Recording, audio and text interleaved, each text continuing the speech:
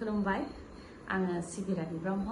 SB बड' news चेनेलाव नोंथांमोनखौ आरोबावहाय बरायनानै लाबाय जाय बिथांमोना सानसेयारि खौरां नायनो मोजां मोनो बिथांमोना आंनि बे एसबी बड' निउज चेनेलखौ साबस्क्राइब खालामनानै लानो हागोन मानो होननानै बुङोबा बे चेनेलनि गेजेरजोंनो जोङो सानफ्रोमबो सानसेयारि खौरांखौ फोसावो राजखान्थि समाजखान्थि आरो गुबुन आयदानि सायाव जोङो बे चेनेलनि गेजेरजों थार खौरांखौ फोसावो नोंथाङा जुदि खौरां नायनो मोजां मोनोबा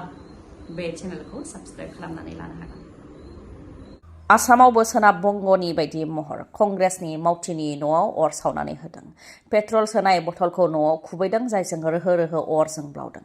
बिजेपिनि सायाव गेदेर अजदखौ होदों कंग्रेसखौ मदद खालामनानै रुपाली आसम मुंनि सासे आइजोआ भिडिअ बानायनानै ससियेल मिडियाआव हगारबाय थायोमोन आरो बिथाङा कंग्रेसनि जानानै खामानिखौ मावोमोन जायनि थाखाय बिथांनि न'आव पेट्रलखौ बथलाव सोनानै खुबैहरदों जायजों रोहो अर जोंब्लावदों हरनि 1 रिंगासो समाव जानो मोन्दों बे गिख्रंथाव जाथाया तिताबरनि रङाजान तिनिआलियाव जानो मोन्दों फोरमायथिनाय बायदिब्ला न'जोंनो नांजाबफानाय गावसोरनिनो गला दंमोन बे गलायावनो पेट्रल थानाय बथलखौ खुबैनानै अर सुनानै होदों जायजों रोहो अर जोंब्लावदों हर गेजेर जानायनि थाखाय बयबो उन्दुलांनायलाय न'खरनिफोरा रावबो जेबो थट मोनाखैमोन होननानै फोरमायथिदों उनाव गामिसेयावनो हाबा जानायाव मानसिफोर थांलाय फैलाय जानायलाय बिथांमोनहा नुसननानै न'खरनि सोद्रोमाफोरनो मिथिहोदों जायजों न'खरनि सोद्रोमाफ्रा जिउ रैखा मोननो हादों नङाब्ला उन्दै गेदेर गासैबो बे जाथायाव जिउ खोमानो गोनां जागौमोन मानो होननानै बुङोब्ला न'आवनो गेस सिलिन्डार गोदान लाबोनायबो दंफैयोमोन अरा जुदि बेसिम नांफैनायमोनबा गेस सिलिन्डारा बेफ्रुगौमोन आरो बेजों गासैबो सुबुङानो जिउ खोमानो गोनां जागौमोन होननानै फोरमायथियो आरो बे गेदेर अजदखौ बिजेपिनि सायाव होयो बिजेपि सरकारखौबो गोख्रोङै सोंखारियो बिथांमोनहा गेस सिलिन्डारनि आंखाल आसामाव आइअसेलनिफ्राय बुंबोबाय थादों गेसनि आंखाल गैया जोंनि आसामाव नाथाय आसामाव गेसनि गोबां आंखाल नुजाथिदों गेस एजेन्सिफोरा गेस होनो हायाखै कास्टमारफोरनो 25 साननि उनाव गेस बुकिं खालामनो हागोन होननानै बुंदोंब्लाबो गेस बुकिंखौ खालामनो हायाखै आरो गोबाव साननि उनाव गेस बुकिं खालामनो हादोंब्लाबो गेसखौ होनो हायाखै गेस एजेन्सिया जायनि थाखाय गेस एजेन्सिनियाव होंगो दोंगो जादों कास्टमारफोरा आसामाव गेसनि आंखाल जानायखौ आइअसेलनिफ्राय सिमान लायाखैब्लाबो गेस एजेन्सिफोरा रोखायै फोरमायथिदों दि दा बे समाव आसामाव गेस सिलिन्डारनि आंखाल जादों होननानै नाथाय आसामाव गेस सिलिन्डारनि आंखाल जानायखौ लानानै बेनि हेंथा रावबो राव होनायखौ नुनो मोननाय जायाखै बेरेखा दोलो कंग्रेसजों लोगोसे गुबुन बेरेखा दोलोफ्राबो बेनि हेंथा दासिमबो जेबो राव होनायखौ नुनो मोननाय जायाखै जों मन्त्रि बियाखै बिनायबो नङा आरो मन्त्रि मोननाया जोंनि थाखाय गेदेर खोथा नङा बिटिसिनि बाजेटखौ बांहोनो थाखायसो जों बुंगोन बे खोथाखौ बुंथियो बिटिसिनि गाहाय हाग्रामा महिलारिया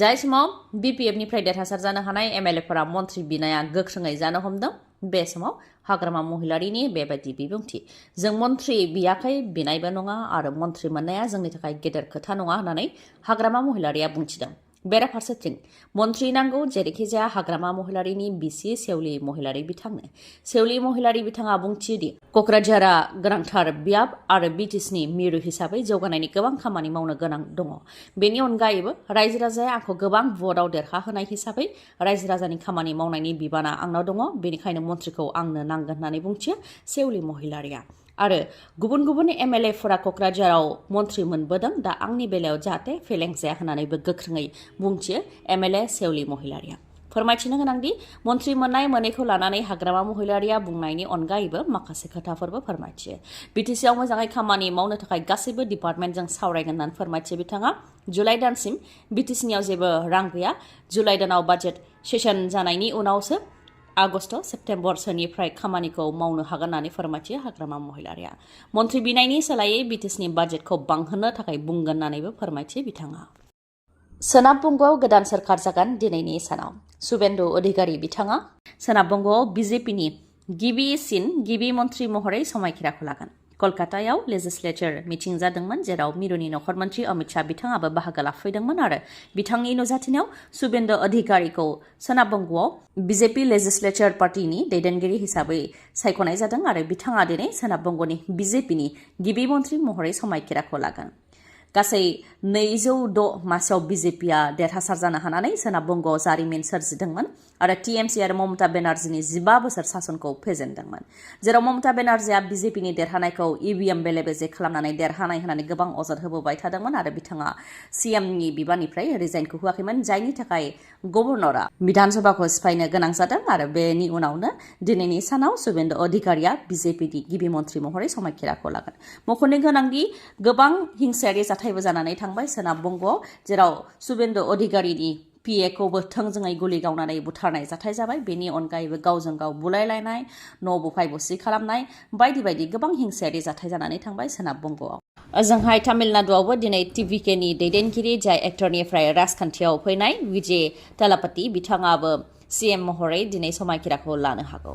हारसिं सोरखार दानो हानाय बायदि बिथाङा मासि मोननो हायैनि थाखायनो बिथांनि सोरखार दानायाव एसेब्लाबो बेले-बेजेया नुजाथिदों सोरखार दानो थाखाय 118 मासि नांगौमोन नाथाय टिभिके राजखान्थि दोलोआ गाव हारसिङै 108 मासियाव देरहासार जानो हादोंमन दा कंग्रेसनिफ्राय मोनबा मदद मोननो हाबाय आरो गुबुन गुबुन फिसा फिसा ओनसोलारि राजखान्थि दोलोनिफ्राय मदद मोननो हाबावनानै गासै 108 निफ्राय 116 जाबाय नाथाय सोरखार दानो थाखाय आरोबाव मोननै मासिनि गोनांथि दंबावो जायनि थाखाय वीसीके राजखान्थि दोलोजोंबो सावरायदोंमोन टिभिकेआ बेयाव वीसीके राजखान्थि दोलोआ मदद होनो थाखाय खोथा होदों नाथाय डकुमेन्टारि प्रुफ मोनैनि थाखाय गभर्नरा सोरखार दानो थाखाय दासिमबो गनायथि होआखै बयनिख्रुइबो बांसिन मासियाव देरहासार जानो हानायनि उनावबो टिभिके दोलोखौ गभर्नरा सोरखार दानायाव मदद होआखै आरो बेयाव बीजेपीनि खैसार दं होननानै अजदखौ होयो बिथांमोनहा बीजेपीआ 234 मासिनि मादाव मोनसेल' मासियाव देरहासारनो हानायनि उनावबो गभर्नरखौ नारसिननानै राजखान्थि खालामनो नाजादों बा राजखान्थि खालामदों होननानै अजदखौ होयो टिभिके राजखान्थि दोलोजों लोगोसे कंग्रेस राजखान्थि दोलोआ फोरमायथिनो गोनांदि बे समाव टिभिके राजखान्थि दोलोखौ कंग्रेस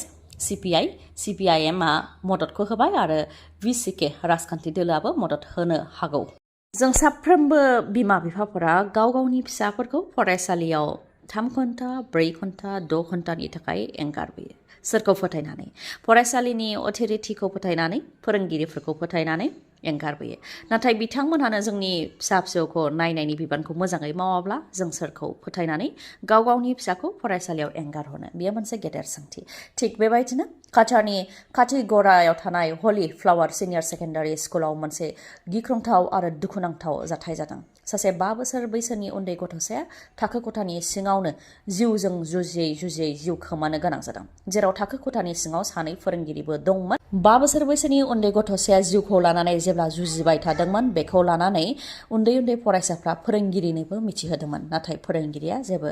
खेरायाखै बा जेबो गुरुत्व होआखै जायनि थाखाय थाखो खथानि सिङावनो जिउजों जुजियै जिउ खोमानो गोनां जादों 5 बोसोर बैसोनि उन्दै गथ'साया जाथाया काछारनि काथिगड़ायाव जानो मोन्दों जाथायखौ लानानै फोरोंगिरि सानैनि हेंथा नखरनिफ्रा दा केस रेजिस्टार खालामबाय आरो सानै फोरोंगिरिजों लोगोसे स्कुलनि अथ'रिटिनि गोरोन्थिनि थाखायनो बेबायदि जाथाया जानो मोन्दों सासे उन्दै गथ'साया गावनि जिउखौ खोमानानै लानो गोनां जाबाय होननानै अजदखौ होयो दा उन्दै गथ'सानि बिमाया देहायारि लोरबां जानानै देहा फाहामसालियाव फाहामथाय लागासिनो दङ क'क्राझाराव थानाय बेसि मेम'रियेल इंलिश सिनियर सेकेन्डारि स्कुला नोंथांमोननि थाखाय गोजोनथाव खौरां लानानै फैदों हायर सेकेन्डारि फार्स्ट इयाराव मुं थिसननाय फरायसाफोरा फ्रि एडमिशन मोननो हागोन लोगोसे हस्टेलावबो फ्रि एडमिशन मोननो हागोन रोंगौथि गोनां फोरोंगिरिफोरनि गेजेरजों फरायसाफोरखौ फोरोंथाय होनाय जायो बे बेसि मेम'रियेल इंलिश सिनियर सेकेन्डारि स्कुलाव जेराव इंलिश बड' आरो एसामिस बे मोनथाम मिडियामाव फरायसाफोरा सायख'नानै फरायनो हागोन मख'नो गोनांदि फरायनायाव लोरबां फरायसाफोरखौ आनजादनि सिगां एक्सट्रा कोचिं क्लासबो होनाय जायो बे फरायसालियाव फरायनायजों लोगोसे हौवासा आरो हिन्जावसाफोरनि थाखाय थानायनि मोजां खाबुबो दङ देवानि हस्टेलबो दङ फोरमायथिनो गोनांदि थांनाय हायर सेकेन्डारि फाइनाल आनजादाव 12 फरायसाफोरा फार्स्ट डिभिजन मोननो हादों 21 फरायसाफ्रा सेकेन्ड डिभिजन आरो 11 फरायसाफ्रा थार्ड डिभिजन मोननो हादों बेनि मादाव सासेया डिस्टिंक्शन मोननो हादों मोजाङै सुलाद लानो थाखाय 8638745056 नङाब्ला 9957015402 बे जानबुं नाम्बाराव नोंथांमोनहा फोनांजाबनो हागोन गोजोन्थों खौरांखौ जोबजासे खोनासंनायनि थाखाय गोजोन्थों उननि समाव आरोबाव जों बेबायदिनो लोगो मोनफिनबावगोन